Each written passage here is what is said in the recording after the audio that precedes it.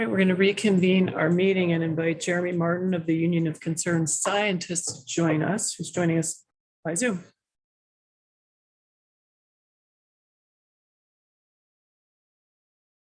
Hello. Yes, this is Jeremy. I think I can't turn on my video. I think somebody else has to do that. Really?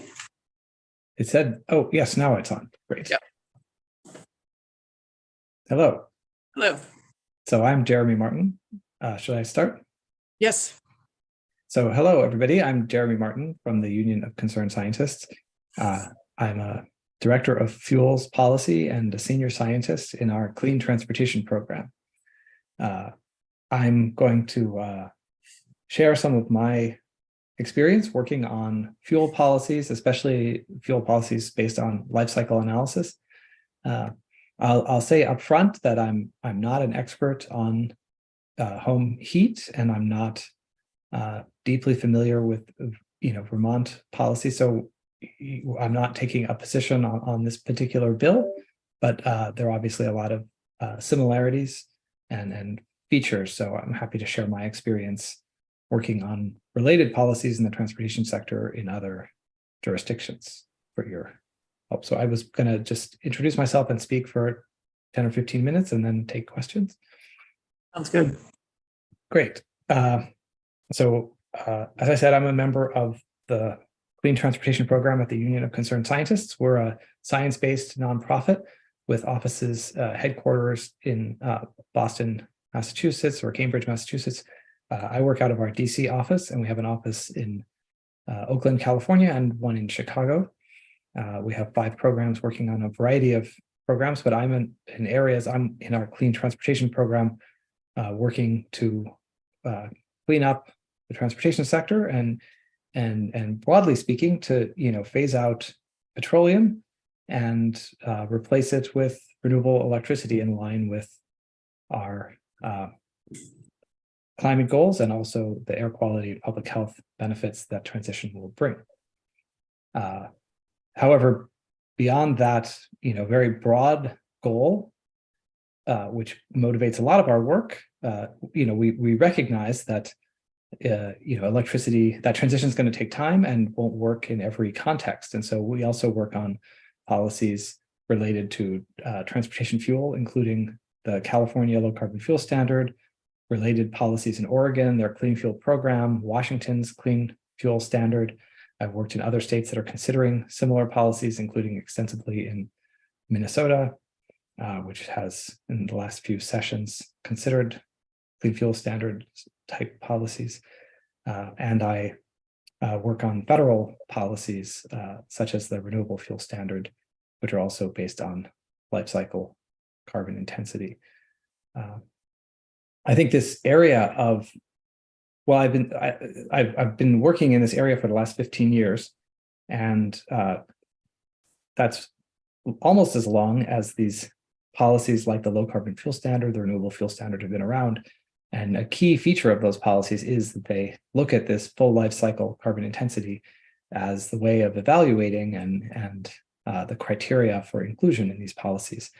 This idea that life cycle analysis is a key metric for policy, I think is important when you're thinking about a fuel system which isn't just focused on petroleum, but we need to make comparisons between petroleum, electricity, biofuels, and of course these are very different fuels. Of course, electricity has no electric vehicles have no direct tailpipe emissions, but of course there's emissions associated with generating electricity. So it's really important to look at a life cycle basis to make a complete and fair comparison between different fuels. Biofuels have different issues. They're, of course, they have CO2 emissions when they're burned, but those CO2 emissions are biogenic CO2 emissions. They're not fossil. So that carbon is sort of cycling almost on an annual basis. And then there's a lot of other issues related to biofuels that we've, in that policy area, discussed extensively over the last few years. What's the impact of expanded biofuel use on agriculture and land use change and all of these issues. I had the opportunity over the last couple of years to serve on the National Academies of Sciences panel looking at life cycle analysis methodologies for a low carbon fuel standard policies. And we put out a long report covering a lot of the issues and the different methods of doing life cycle analysis. So I think it's fair to say that life cycle analysis is complicated, and one cost, or you could even say disadvantage, is that there is some complexity, which makes it a little more difficult to for everybody to understand the policy and what goes into it. But I think it's increasingly necessary to meet the goals that we have in policy, and given the diverse fuels that are being considered. The recently enacted federal IRA policy, for example, has tax credits for hydrogen, which are also based on life cycle analysis. So this idea that life cycle analysis is a key performance metric to evaluate fuel policies, whether they're used for transportation, or in that case, it might be for industrial purposes. I think that's increasingly common and kind of understandable given where the technology is headed. That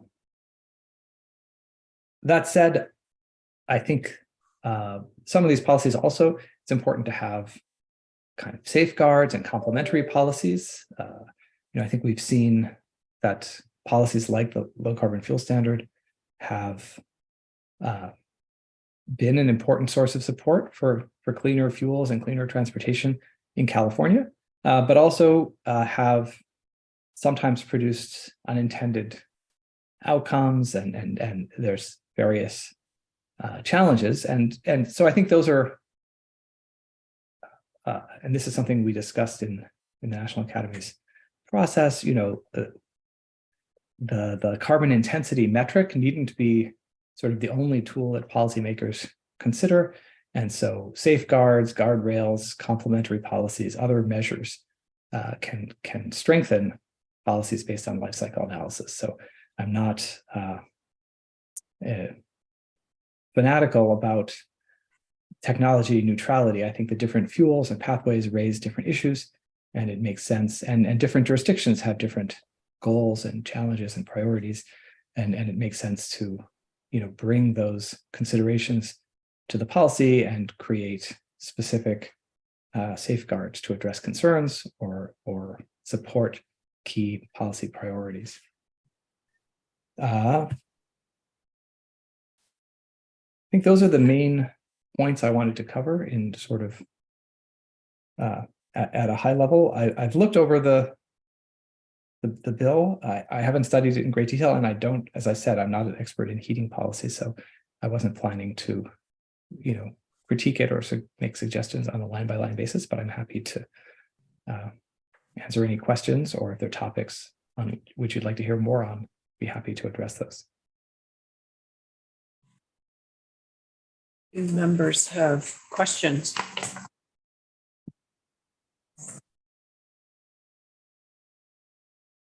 I do.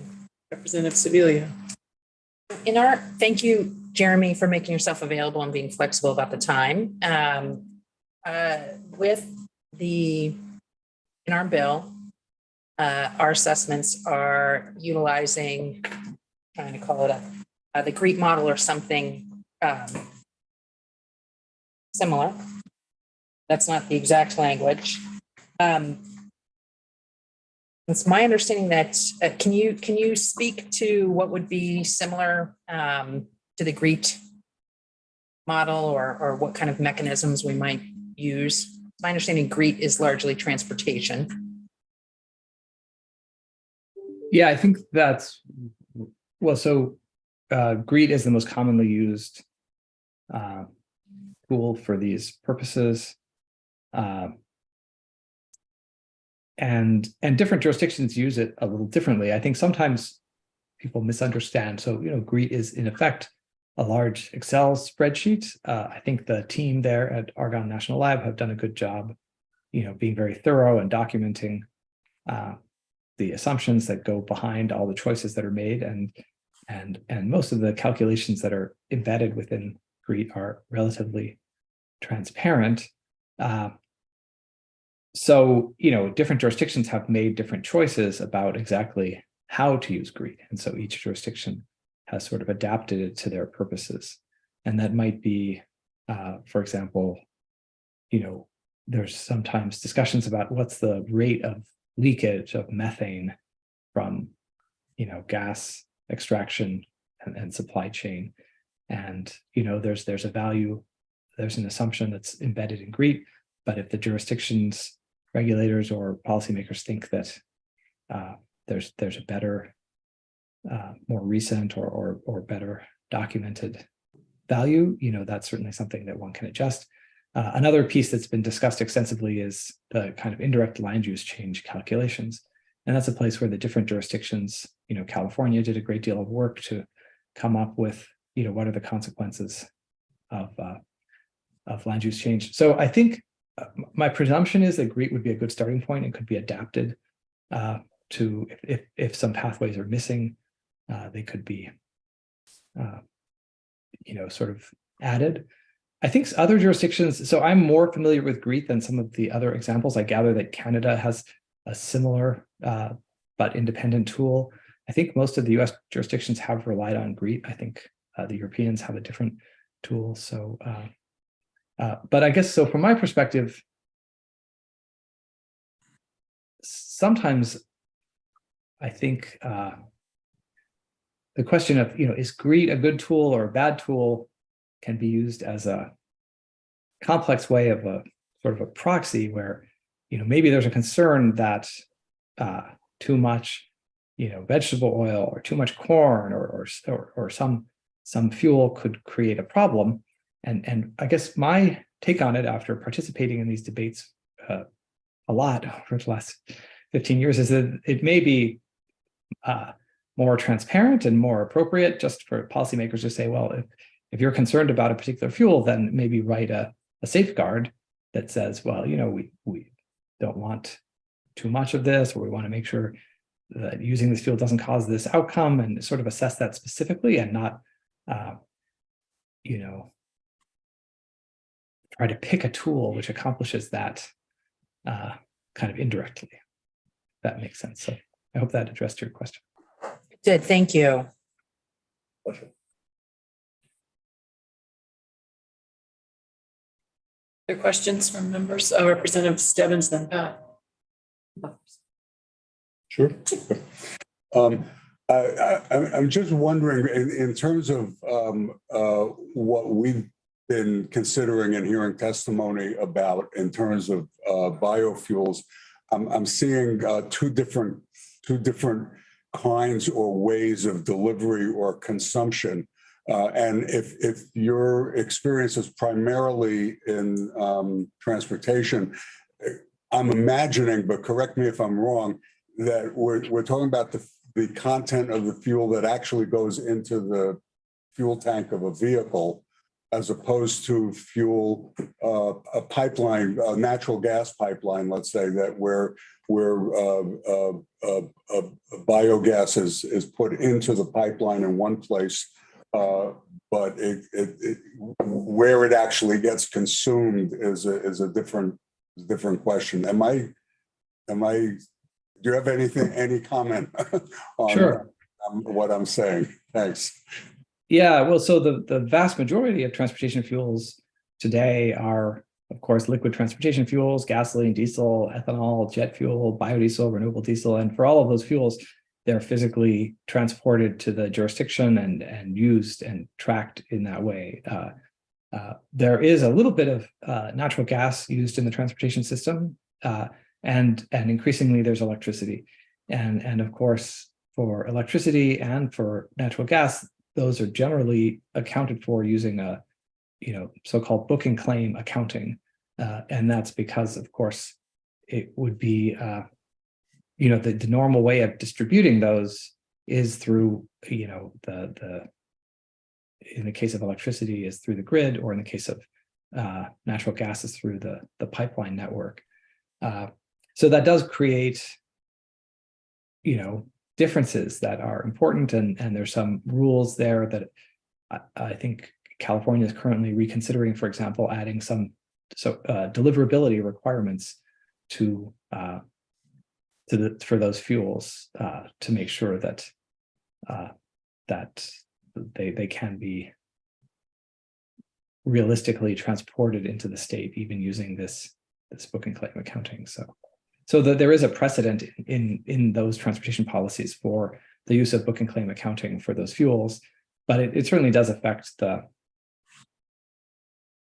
some of the economics and the way that those fuels end up getting used.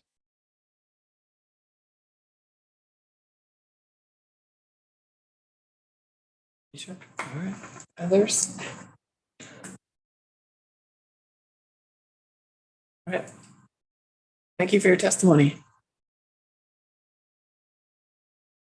Thank you very much. Thanks. You're welcome. Okay, members, with that, then we are, I think, wrapped up for the day. Tomorrow we start again in here at 9. I had to look up greet to see what it was. Yeah, I looked it up.